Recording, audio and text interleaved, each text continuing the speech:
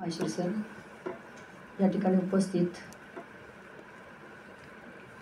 Doctor सचिनजी Nandre sir, Rahulji Gaikwad sir, Ajayji Patil sir, तसेच नरेंद्रजी डागर आणि उपस्थित आपल्या स्पर्शासाठी उपस्थित सगळे विद्यार्थी मित्रमैत्रिणींना, खरं म्हणजे राष्ट्रीय सुरक्षा 2025 आज आपण खरं म्हणजे याच्यासाठी उद्घाटन या कार्यशाळेचं केलेलं आहे.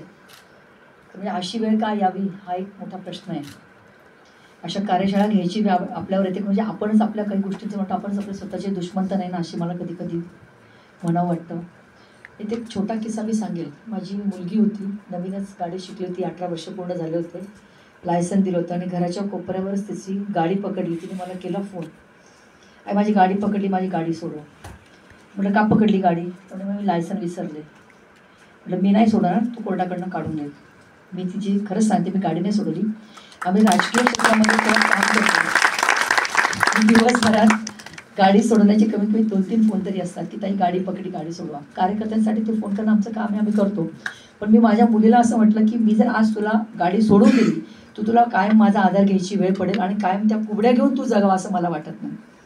मला असं वाटतं कोणत्याही गोष्टीची जर सुरुवात करायची असेल तर ती आपल्यापासून केली पाहिजे. आपण समोरच्याकडे पटकन बोट दाखवतो आणि 4 बोट आपल्याकडे असतात, याचा विचार आपण कधीच करत नसतो.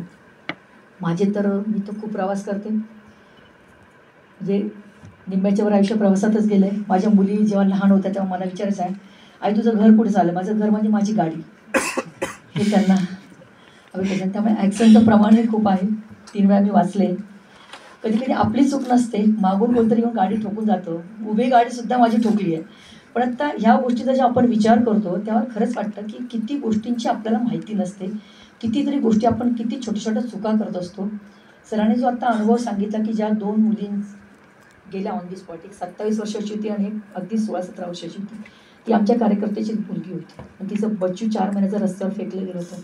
त्या स्पॉटवर मीच गेले आणि त्याच्यानंतर मी तुम्ही जो रस्ता सांगितला पाळव्यापासून तर तरसोदपर्यंत, त्या रस्त्यावर मी आणि आमदार आम्ही दोघेही रस्त्याने फिरलो होतो की ही जी ॲक्सिडेंट होतायची कारणं काय.